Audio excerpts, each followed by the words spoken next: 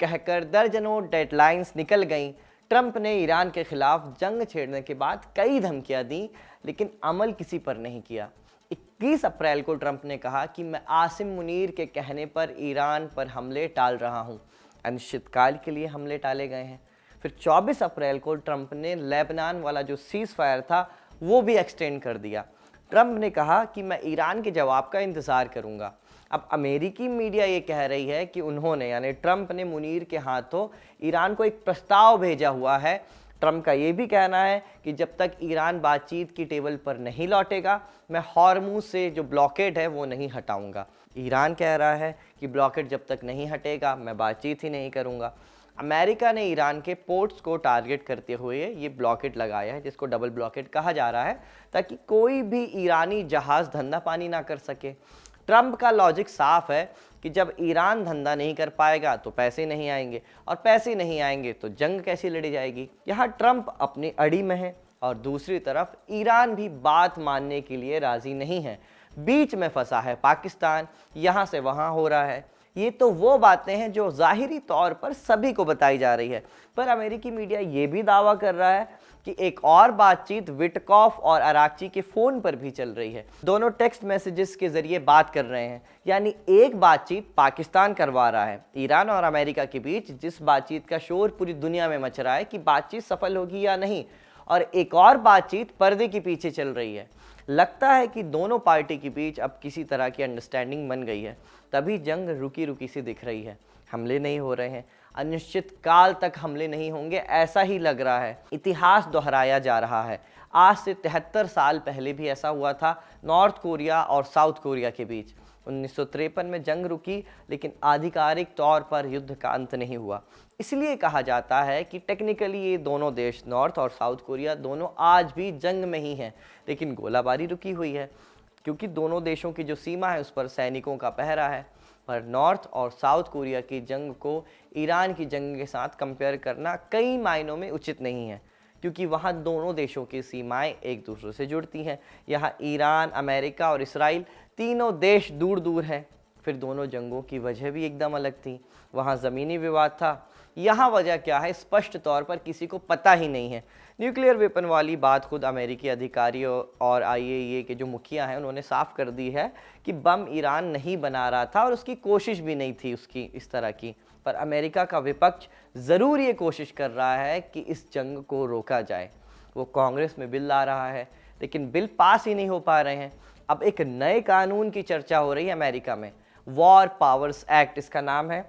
कानून ये कहता है कि अगर अमेरिकी कांग्रेस को बिना इत्तला दिए, बिना उसकी इजाज़त के राष्ट्रपति अपनी सेना किसी दूसरे देश पर हमले के लिए भेजते हैं, तो उससे 60 दिनों के भीतर सेना बुलानी पड़ेगी, या फिर क्या करना पड़ेगा, कांग्रेस से इसका अप्रूवल लेना पड़ेगा। अब ये जो 60 दिन वाली जो सीमा है वो 1 मई को पूरी हो रही है। तो क्या मान लिया जाए कि 1 मई के बाद ट्रंप की धमकियां और हमले पूरी तरह रुक जाएंगे? ये रुकेगा या नहीं वक्त बताएगा, पर अमेरिका इराक को जो डॉलर्स की शिपमेंट देता था अब वो ज़रूर रुक गई है। सद्दाम हुसैन के नाम पर जब इराक को तबाह किया गया, उसके बाद अमेरिका ने इराक के साथ एक और चालाकी की थी, वो ये कि उसने तेल से होने वाली कमाई का पूरा तंत्र अपने हाथ में ले लिया था और कहा था कि हम आपका तेल बेचेंगे और उसका पैसा आपको देंगे। इराक के पास उस समय कोई चारा नहीं था, इसलिए फ़ैसला उसने कबूल कर लिया, और आज इराक अमेरिका के रहमो करम पर चल रहा है।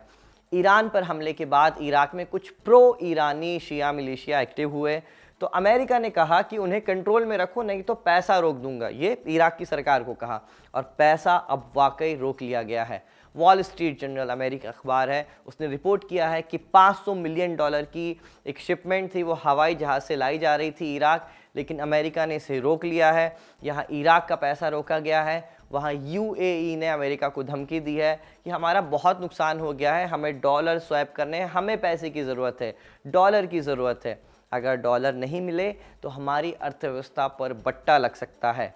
यूएई ने अमेरिका से डॉलर मांगे हैं, पर अमेरिकी अधिकारियों को डर है कि डॉलर की कमी पड़ी तो खाड़ी के देश चीनी करेंसी युआन का भी इस्तेमाल कर सकते हैं, उसका भी सहारा ले सकते हैं।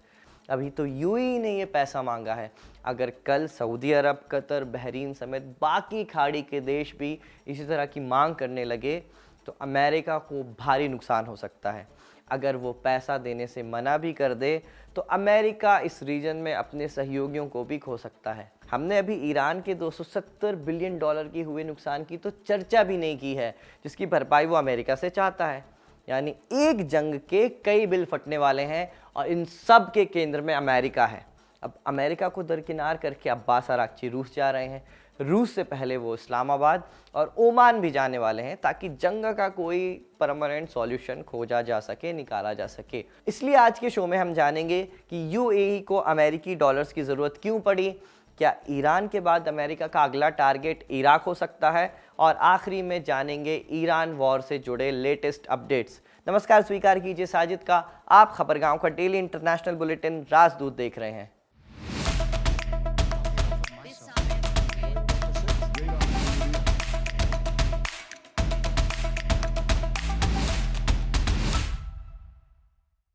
सबसे पहले बात इराक की ही करते हैं।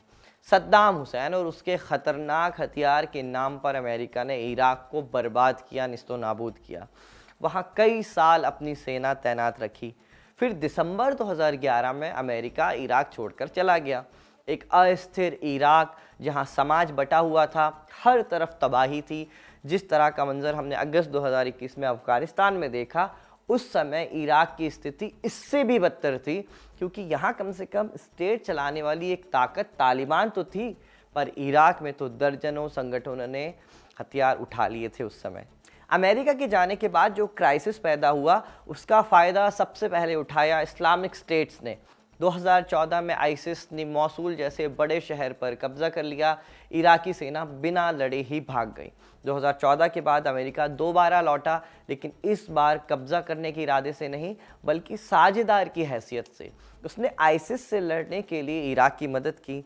ज़मीन पर लड़ाई इराकी सेना, कुर्द पेशमर्गा और शिया पॉपुलर मोबिलाइजेशन फोर्सेस ने लड़ी।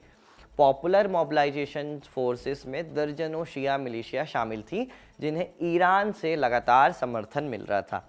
यहीं से जो ईरान का प्रभाव था वो इराक में और हावी होता चला गया। अमेरिका और ईरान पहली बार एक ही युद्ध में एक ही दुश्मन के खिलाफ लड़ रहे थे, लेकिन एक दूसरे के प्रतिद्वंदी बनकर। आज इराक में गृह युद्ध जैसी स्थिति तो नहीं है, लेकिन शांति भी नहीं है। आइसिस पूरी तरह ख़त्म नहीं हुआ है, वो छिपकर अभी भी हमले करता है, और मिलिशिया भी अब भी हथियारबंद हैं, वो भी अभी एक्टिव हैं। सरकार कमज़ोर है। आम इराकी के लिए ज़िंदगी आज भी संघर्ष से भरी हुई है, लेकिन फिर भी 2003 के मुकाबले में इराक बेहतर स्थिति में है। अमेरिका आज इराक में सीधे शासन नहीं करता, लेकिन उसका असर तो यहाँ है ही। इराक के तेल की जो कमाई होती है वो अमेरिका के फेडरल रिजर्व बैंक में जमा होती है। हुआ ये था कि 2003 में जब अमेरिका ने इराक पर कब्जा किया, उस पर हमला किया, तो इराक की तेल की कमाई का जो सीधा नियंत्रण था वो उसके हाथ में आ गया, अमेरिका के हाथ में आ गया। उस समय इराक की सरकार और तेल की कमाई पर इंटरनेशनल ट्रस्ट फंड बनाया गया, और इसका एक बड़ा हिस्सा न्यूयॉर्क शहर के फेडरल रिजर्व बैंक में रखा गया, क्योंकि उस समय इराक का बैंकिंग सिस्टम पूरी तरह ख़त्म हो चुका था। मतलब ये कि इराक का पैसा इराक में नहीं था, बल्कि अमेरिका के पास था। अब उसे ज़रूरत होती तो अमेरिका इराक को डॉलर दे देता। इसका फ़ायदा ये हुआ कि अमेरिका ये तय कर सकता था कि पैसा कब और कैसे देना है। अगर कोई नया प्रधानमंत्री या सरकार अमेरिका की नीतियों के खिलाफ जाती, तो तेल की कमाई को रोककर उस सरकार पर आर्थिक दबाव डाला जा सकता था। यही वजह है कि इराक में सरकारें अक्सर अमेरिका की नीतियों के करीब रही हैं। अब इराक की आय का जो सबसे बड़ा सोर्स है वो तेल है, ऑयल है, जो देश के बजट का लगभग 90% हिस्सा होता है। 2020 में जब इराक की सरकार ने अमेरिकी सैनिकों की वापसी के लिए कहा था, तब अमेरिका ने धमकी दी थी कि अगर ज़्यादा उछले तो हम आपका पैसा रोक देंगे, बंद कर देंगे जो शिपमेंट दे रहे हैं डॉलर्स की। उस समय पैसा नहीं रोका गया, पर अब वॉल स्ट्रीट जर्नल ने रिपोर्ट किया है कि अमेरिका से 500 मिलियन डॉलर की करेंसी इराक आ रही थी। तेल की कमाई की दूसरी खेप थी ये, लेकिन अमेरिका ने इसे रोक लिया। वजह बताई कि इराक अपने घर के अंदर ईरानी शिया मिलिशिया को लगाम नहीं लगा रहा है। उसके अलावा ट्रंप एक और बात से खफा हैं। वो बात यह है कि ट्रंप अपना पसंदीदा प्रधानमंत्री, इराक का पसंदीदा प्रधानमंत्री चुनना चाहते हैं। नूर अल मलिकी का नाम लिया जा रहा है कि इन्हें इराक का अगला प्राइम मिनिस्टर बनाना चाहिए। ट्रंप कह रहे हैं कि ये आदमी ईरान के बहुत करीब है, हम नहीं चाहते कि ये प्रधानमंत्री बने। साल की शुरुआत में ट्रंप ने बाकायदा मलिकी का नाम लेकर कहा था कि वो प्रधानमंत्री बने तो ठीक नहीं होगा। आपकी स्क्रीन पर अभी उनके ट्रुथ सोशल का वो पोस्ट भी दिख रहा होगा। दरअसल नवंबर 2025 में ही, पिछले साल के आखिर में ही इराक में चुनाव हुए थे। किसी को बहुमत नहीं मिला था। असल में वहाँ की संसद में कुल 329 सीटें हैं।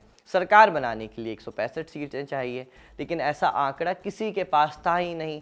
पार्टी तो छोड़िए, किसी गठबंधन के पास तक बहुमत नहीं था।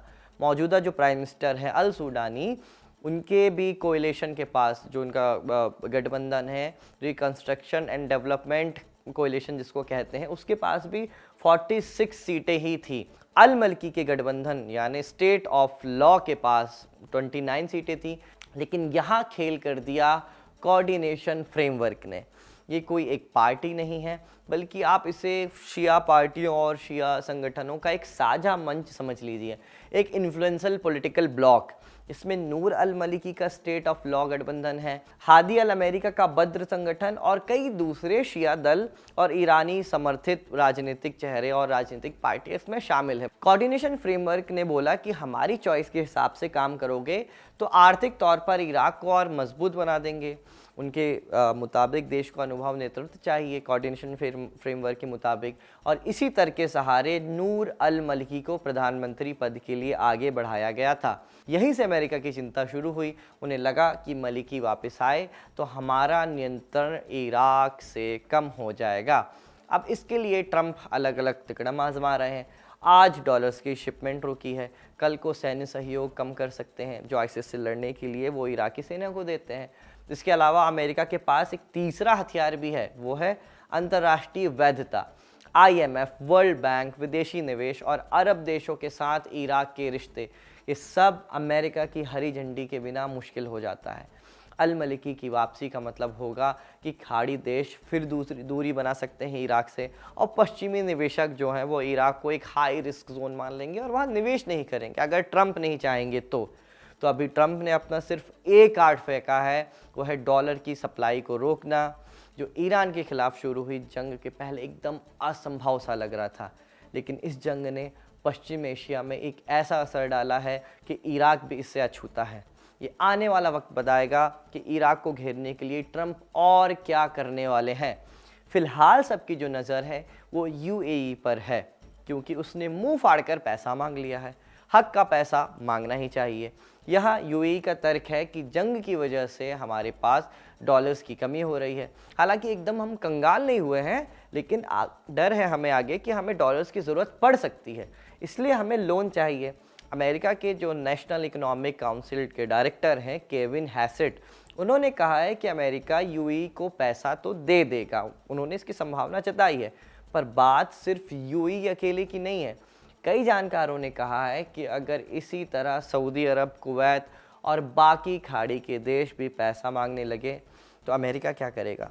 क्या अमेरिका एक साथ इतना कैश लोन के रूप में ही सही दे पाएगा खाड़ी देशों को? इस जंग की शुरुआती दिनों में अमेरिका रोज़ाना करीब 890 मिलियन डॉलर से 1 बिलियन डॉलर झोंक रहा था इस जंग में।